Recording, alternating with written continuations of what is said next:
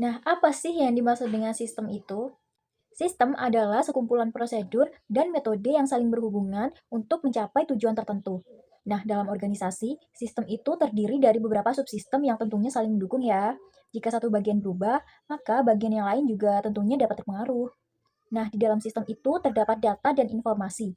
Data adalah fakta mentah yang dikumpulkan. Contohnya seperti jumlah barang terjual, harga, dan nama pelanggan. Sedangkan informasi adalah data yang sudah diolah, sehingga memiliki makna dan dapat membantu dalam proses pengambilan keputusan. Nah, informasi yang baik itu tentunya harus memiliki karakteristik seperti akurat, relevan, dan mudah untuk dipahami. Semakin baik kualitas informasi, tentunya semakin baik juga nih keputusan yang nantinya dapat dihasilkan. Dalam pembahasan sistem informasi akuntansi ini, terdapat beberapa konsep penting yang mendukung pengelolaan informasi. Misalnya, machine readable data, information technology, informasi overload, dan value of information. Nah, machine readable data ini membahas format data agar dapat diproses oleh komputer secara otomatis. Informasi teknologi ini merupakan teknologi yang digunakan untuk mengumpulkan dan mengelola data. Lalu untuk information overload itu merupakan kondisi ketika informasi terlalu banyak nih, sehingga menurunkan kualitas pengambilan keputusan. Nah, yang terakhir, value of information itu membahas manfaat informasi dibandingkan dengan biaya untuk memperolehnya. Kebutuhan informasi dan proses bisnis. Dalam bahasa Inggris, information needs and business process. Nah, kebutuhan informasi sendiri yaitu kebutuhan organisasi terhadap informasi keuangan dan non-keuangan yang dihasilkan dari proses pengumpulan, pencatatan, dan pengolahan serta pelaporan transaksi untuk mendukung perencanaan, pengendalian, dan pengambilan keputusan. Di sini untuk kebutuhan informasi ya, ada tingkatannya. Yang pertama ada strategis, yaitu mendukung keputusan jangka panjang seperti ekspansi, investasi, dan kebijakan perusahaan. Contoh, dalam laporan kinerja tahunan dan analisis profitabilitas. Nah, yang kedua ada taktis, yaitu digunakan untuk pengendalian dan evaluasi kinerja departemen. Contoh di sini untuk taktis ada laporan anggaran versus realisasi dan analisis biaya. Yang ketiga ada operasional. Operasional ini untuk mendukung kegiatan sehari-hari dan transaksi rutin. Contohnya laporan penjualan harian dan data persediaan. Lanjut di sini ada karakter ya, karakteristik informasi yang berkualitas. Ada relevan yaitu sesuai kebutuhan penggunaan. Yang kedua ada akurat, bebas dari kesalahan, tepat waktu, tersedia saat dibutuhkan. Yang keempat ada lengkap yang dimana tidak ada data penting yang hilang. Lalu ada yang kelima dapat dipercaya, sumbernya itu jelas dan valid. Terus di sini untuk kebutuhan informasi ya, dalam SIA itu berfungsi untuk mengumpulkan dan menyimpan transaksi. Selanjutnya, business process atau proses bisnis adalah rangkaian aktivitas yang dilakukan oleh organisasi untuk menjalankan operasionalnya. Semua aktivitas tersebut menghasilkan transaksi yang diproses oleh sistem informasi akuntansi. Dalam hal ini, sistem informasi akuntansi berfungsi untuk pertama, mengumpulkan data transaksi, yang kedua, memproses data, dan yang ketiga, menghasilkan informasi bagi internal dan eksternal. Dalam hal ini, pihak eksternal yang dimaksud yakni pelanggan, pemasok, bank, investor, dan pemerintah. Sedangkan pihak internal yakni manajemen dan karyawan. Selanjutnya, siklus utama dalam sistem informasi akuntansi. Yang pertama, ada siklus pendapatan yang berfokus pada penjualan dan penerimaan kas. Yang kedua, ada siklus pengeluaran yang berfokus pada pembelian dan pembayaran. Yang ketiga, ada siklus sumber daya manusia atau penggajian yang berfokus pada pengelolaan karyawan. Yang keempat, ada siklus produksi yang berfokus pada pembuatan produk. Yang kelima, dan yang terakhir, yakni siklus pembiayaan yang berfokus pada pengelolaan dana. Baik, selanjutnya yaitu mengenai Accounting Information System. Nah, seringkali dikatakan bahwa akuntansi itu merupakan bahasa bisnis. Maka, sistem informasi akuntansi itu bisa dikatakan kecerdasan sarana penyedia informasi. Nah, sistem informasi akuntansi itu dapat berupa manual, yaitu berbasis kertas dan pensil, atau berbasis sistem kompleks, atau menggunakan teknologi informasi yang terkini. Sistem informasi akuntansi itu harus mengumpulkan, memasukkan, memproses, menyimpan, dan melaporkan informasi. Di sini ada 6 komponen dari sebuah sistem informasi akuntansi. Yang pertama yaitu orang-orang yang menggunakan sistem tersebut. Yang kedua, itu prosedur dan instruksi yang digunakan untuk mengumpulkan, memproses, dan menyimpan data. Yang ketiga, yaitu data tentang organisasi dan aktivitas bisnisnya. Lalu yang keempat, perangkat lunak atau software yang digunakan untuk memproses data. Lalu yang kelima, infrastruktur teknologi informasi, termasuk komputer, perangkat komunikasi jaringan yang digunakan dalam sistem informasi akuntansi. Yang keenam, yaitu kontrol internal dan langkah-langkah keamanan dalam melindungi data sistem informasi akuntansi. Dari keenam komponen tersebut memungkinkan untuk sistem informasi akuntansi itu memenuhi tiga fungsi bisnis penting.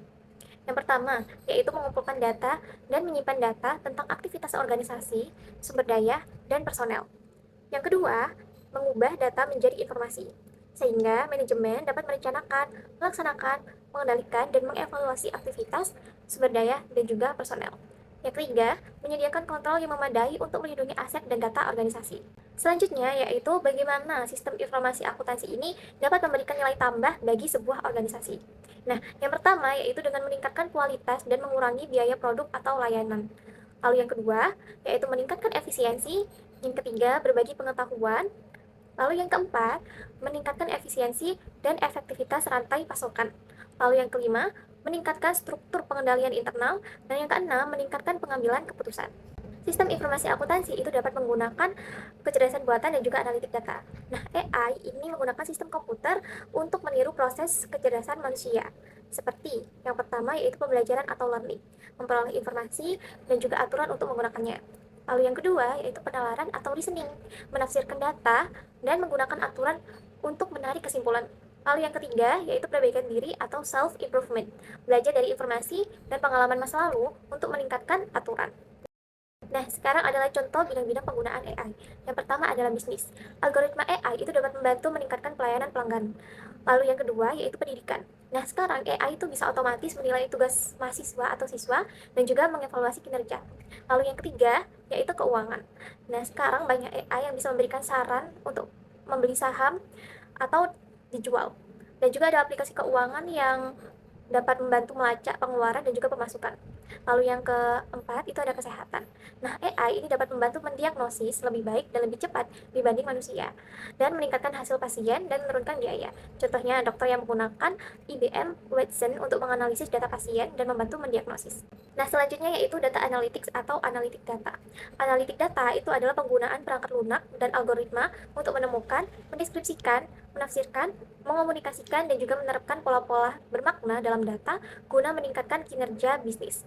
Nah, bagian penting dari analitik data itu adalah dashboard data, yaitu tampilan visual yang menafsirkan atau menunjukkan data penting, metrik, dan juga KPI atau indikator kinerja utama. Nah, biasanya dashboard ini berbentuk garis, batang, tabel, atau pengukur. Dashboard ini dapat membantu manajer memantau kinerja dengan cepat dan mudah dipahami. Baik, materi selanjutnya adalah blockchain. Apa sih yang dimaksud dengan blockchain? Blockchain adalah buku besar digital terdistribusi atau distributed ledger yang mencatat transaksi secara aman dan permanen. Teknologi ini memungkinkan pencatatan berbagai transaksi digital tanpa memerlukan pihak ketiga. Blockchain merupakan sistem pencatatan digital yang terdiri dari blok, yang berarti kumpulan data transaksi, dan chain, yang berarti rangkaian blok yang saling terhubung dengan kriptografi. Bagaimana sih proses transaksi pada blockchain? Yang pertama, ada initiated transaksi, yaitu memulai transaksi di mana dua pihak memulai transaksi menggunakan tanda tangan digital. Yang kedua, ada validate transaction, yang artinya memvalidasi transaksi, yaitu jaringan komputer memverifikasi transaksi melalui algoritma konsensus. Dan yang ketiga, ada create block, yaitu membuat blok, di mana transaksi yang telah diverifikasi digabungkan menjadi satu blok. Yang keempat, ada add hash atau hitung dan masukkan hash. Apa sih yang dimaksud dengan hitung dan masukkan hash? Yaitu setiap blok diberi kode unik yang bernama hash untuk membedakan dari blok lain. Kode hash menggunakan algoritma matematika untuk mengubah informasi digital menjadi rangkaian angka dan huruf. Dan yang terakhir, yang kelima, ada complete transaction atau transaksi yang selesai, yaitu blok ditambahkan ke blockchain dan transaksi selesai dicatat secara permanen. Beberapa keunggulan utama dari blockchain yaitu ada akurasi, yaitu verifikasi transaksi dilakukan oleh banyak komputer sehingga mengurangi kesalahan. Yang kedua ada transparansi, yaitu data transaksi dapat dilihat oleh seluruh jaringan. Yang ketiga ada data konsistensi, yaitu data tersimpan dalam satu sistem sehingga menghindari perbedaan data. Yang keempat ada trust, yaitu sistem memastikan kepercayaan antar pihak tanpa perantara. Dan yang kelima ada no third parties, yaitu tidak memerlukan pihak ketiga dalam setiap transaksinya. Blockchain juga memiliki beberapa tantangan, yaitu seperti biaya teknologi yang tinggi, masalah privasi dan kerahasiaan data, resiko serangan jaringan 51% attack, itu yang menjadi tantangan blockchain. 3 teknologi penting yang banyak digunakan dalam sistem informasi modern, yaitu virtualization, cloud computing, dan Internet of Things atau IoT. Virtualization merupakan teknologi yang memungkinkan satu perangkat keras menjalankan beberapa sistem atau aplikasi secara bersamaan melalui lingkungan virtual. Teknologi ini membantu perusahaan memaksimalkan penggunaan sumber daya komputer sehingga lebih efisien. Selanjutnya adalah cloud computing, yaitu teknologi yang memungkinkan penyimpanan dan pengelolaan data dilakukan melalui internet. Dengan cloud computing, perusahaan tidak perlu memiliki server sendiri karena data dapat diakses kapan saja dan di mana saja melalui jaringan internet. Jenis layanan pada cloud computing yaitu ada IaaS atau Infrastructure as a Service, yaitu penyedia menyediakan infrastruktur teknologi informasi. Yang kedua ada PaaS atau Platform as a Service, yaitu menyediakan platform untuk mengembangkan aplikasi. Dan yang terakhir ada SaaS, yaitu Software as a Service, yaitu pengguna langsung menggunakan aplikasi melalui internet. Keuntungan dari cloud computing itu sendiri yaitu untuk mengurangi investasi awal pada teknologi informasi. Yang kedua yaitu sistem pembayarannya fleksibel, yaitu pay per use. Dan yang ketiga, meningkatkan fleksibilitas penggunaan sistem serta memudahkan akses sistem dari mana saja. Dan yang terakhir adalah Internet of Things atau IoT, yaitu konsep yang menghubungkan berbagai perangkat fisik seperti sensor, mesin, atau perangkat elektronik ke internet sehingga dapat saling bertukar data secara otomatis. Teknologi ini banyak digunakan untuk meningkatkan efisiensi operasional dan pemantauan secara real time. The IaaS and Corporate Strategy. Jadi, sebagian besar organisasi itu memiliki sumber daya yang terbatas. Nah, peningkatan sistem informasi akuntansi itu harus dipilih secara strategis agar memberikan manfaat terbesar dan selaras dengan strategis bisnis secara keseluruhan. IaaS sendiri berperan penting dalam mendukung posisi strategis organisasi dengan mengumpulkan serta mengintegrasikan data keuangan dan non-keuangan secara menyeluruh agar tercipta kesesuaian antar aktivitas dan keunggulan kompetitif yang berkelanjutan. The role of the IaaS in the value chain. Nah, ini tuh terbagi menjadi dua. Yang pertama itu aktivitas utama. Nah, aktivitas utama itu meliputi yang pertama adalah logistik masuk, meliputi penerimaan, penyimpanan, dan pengelolaan bahan baku yang digunakan untuk menghasilkan produk atau jasa. Nah, yang kedua, aktivitas operasional. Nah, di aktivitas operasional ini mengubah bahan baku atau input menjadi produk atau layanan jadi yang siap dijual. Ketiga, yaitu logistik yang keluar atau logistik keluar, bertugas mendistribusikan produk atau jasa jadi kepada pelanggan. Nah, yang keempat, aktivitas pemasaran dan penjualan. Nah, di sini itu membantu menarik minat dan memudahkan pelanggan dalam membeli produk atau jasa. Kemudian yang kelima adalah aktivitas layanan. Nah, di aktivitas layanan ini memberikan dukungan purna jual seperti perbaikan dan pemeliharaan untuk menjaga kepuasan pelanggan. Aktivitas pendukung. Nah, di aktivitas pendukung ini meliputi infrastruktur perusahaan, aktivitas sumber daya manusia, aktivitas teknologi, dan aktivitas pembelian. Nah, mari kita bahas yang pertama dulu, yaitu infrastruktur perusahaan. Nah, mencakup fungsi akuntansi, keuangan, hukum, dan administrasi umum yang mendukung jalannya organisasi, termasuk sistem informasi akuntansi. Nah, yang kedua, aktivitas sumber daya manusia, meliputi proses perekrutan, pelatihan, dan pemberian kompensasi karyawan. Kemudian yang ketiga, aktivitas teknologi, yaitu berfokus pada pengembangan dan peningkatan produk atau layanan, termasuk penelitian, investasi di TI, dan desain produk. Kemudian yang nomor 4 atau yang terakhir, aktivitas pembelian, berkaitan dengan penggandaan bahan baku, perlengkapan, dan aset lain yang dibutuhkan untuk menjalankan kegiatan utama perusahaan. Nah, jadi kesimpulannya adalah sistem informasi akuntansi ini tentunya sangat penting dalam mendukung aktivitas operasional dan pengambilan keputusan dalam perusahaan ya. Nah, di dalam kasus perusahaan retail, itu terdapat 4 siklus transaksi utama yang harus dikelola dengan baik. Yang pertama yaitu revenue cycle, expenditure cycle, human research, dan financial cycle. Nah, revenue cycle sendiri itu berkaitan dengan proses penjualan dan penerimaan kas dari pelanggan. Lalu expenditure cycle itu berhubungan dengan pembelian barang dan pembayaran kepada pemasok.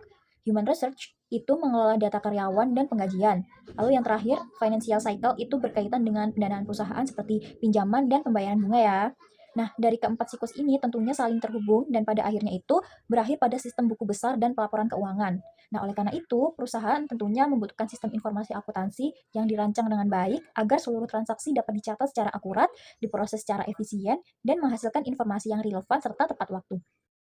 Nah, sekian materi yang dapat kelompok kami sampaikan. Kurang lebihnya mohon maaf. Wassalamualaikum warahmatullahi wabarakatuh.